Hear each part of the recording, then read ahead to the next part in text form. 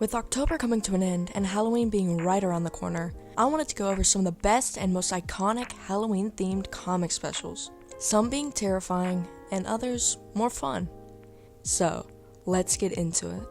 First, I want to mention the growing collection of zombie media in Marvel and DC, with Marvel beginning its run in 2005 with the obviously titled Marvel Zombies, and DC in 2019 with Deceased. While not technically Halloween related, I figured it was close enough and popular enough to warrant its own mini segment. One fun run in the Marvel series was Marvel Zombies vs. the Army of Darkness, written by John Layman and released in 2007. It was a badass crossover comic featuring Ash from the Evil Dead series. And honestly, I'm just a sucker for a good crossover. I think if done well, it can be really entertaining. The first real Halloween-themed comic I'm going to talk about today is DC's Cursed Comics Cavalcade, released in 2018 and featuring 10 different stories. It's definitely horror-forward, which I know for me already gives it a few points. It features a decent mix of well-loved heroes such as Batman and Wonder Woman, and some underrated characters like Professor Pig or Black Lightning, with each story bringing such a fun and unique premise and absolutely beautiful artwork. It was really hard just to pick one to highlight. So, of course, I picked two.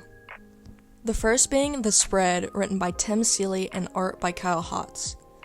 The story features one of my favorite DC characters, Swamp Thing. I'm a sucker for all things horror, so any character that gives me those classic monster vibes, I'm just gonna fall in love with. The story follows a scientist as she conducts experiments attempting to convert animal cells to plant cells so that they can feed off of sunlight alone. It of course goes horribly wrong, and she's nearly transformed by the grain until the Swamp Thing steps in and saves her.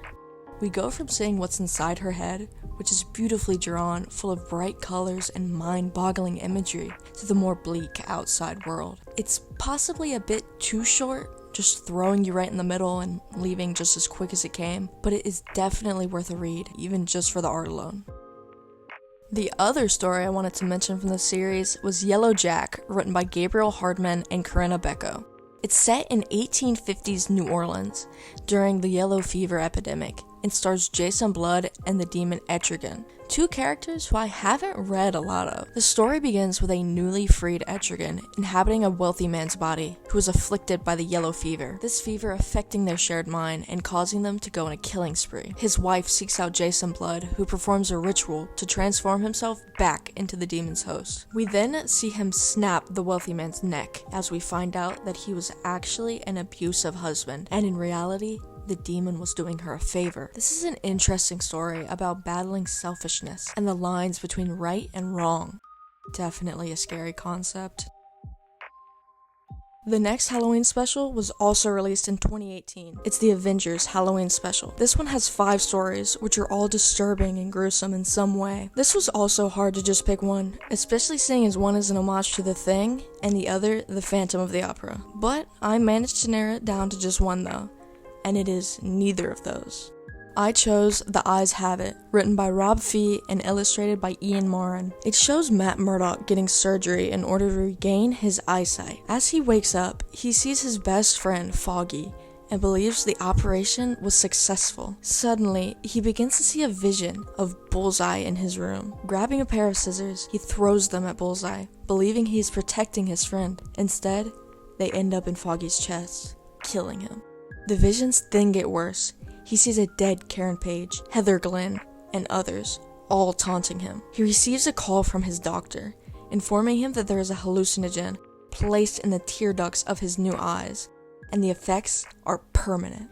Being unable to bear the visions any longer, Matt claws at his eyes, ripping them out. He sits in the floor of his bathroom, unable to see anything, until Kingpin shows up.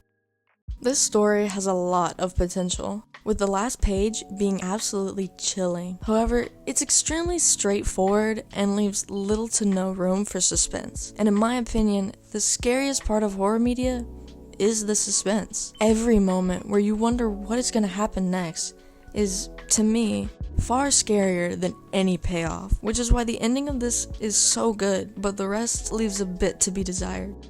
Now, I'm gonna switch it up a bit and go for a more light-hearted comic. Are You Afraid of Darkseid? released in 2021. It's a one-shot anthology following the Teen Titans as they tell spooky stories around a campfire. One favorite being Bloody Mary by Kenny Porter and illustrated by Max Dunbar, following a small group of kids who go explore an abandoned hotel in hopes to summon Bloody Mary, who has been on a killing spree in Gotham. Instead, they find Harley Quinn, who just so happens to be on the same mission. And wouldn't you know it, they all bump into Darkseid himself, who is also after Bloody Mary. This is where we learn that she is actually a warrior from Apokolips, who was transformed in an accident, turning her into an undead creature who kills those who call to her. She, of course, appears in the hotel, ready to take the lives of our protagonists, but she's no match for an Omega Beam to the face. This is just one of multiple other stories in this collection, featuring characters such as Batman, Superman, and Green Lantern. The stories in here are mostly surface level and don't really include any underrated characters, which I feel is a missed opportunity, unless you count the little bit of the Teen Titans that we see, which the lineup is kind of unique. While not the best of the bunch, it's fun, with a few standouts, and has a lot of Halloween spirit, which is the most important part. The final story is Afterlife with Archie, released in 2014. It starts out when Jughead's dog is killed. He seeks out Sabrina the Teenage Witch and begs her to bring his dog back to life. She agrees, and in doing so, disobeys her aunt's orders, who find out and sentence her to the Netherrealm. Later that night, Jughead hears his dog outside and runs to him, thinking that the spell worked. But instead, his dog is vicious and deformed, biting him in the arm. The bite begins to fester, and Jughead looking rapidly worse. That night is the Halloween dance at the school, and Jughead makes an appearance. This is the start of a really fun series about a zombie apocalypse beginning in Riverdale. Sadly, as of right now, it's incomplete with only 10 issues, but by the looks of it, it may be getting a TV show, and possibly getting its much needed conclusion.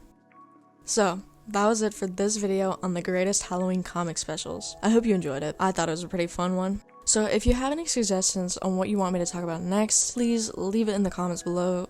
Or if there's any way I could improve these videos, I'm very open to hearing y'all out. Remember to like and subscribe, and I'll see you in the next one.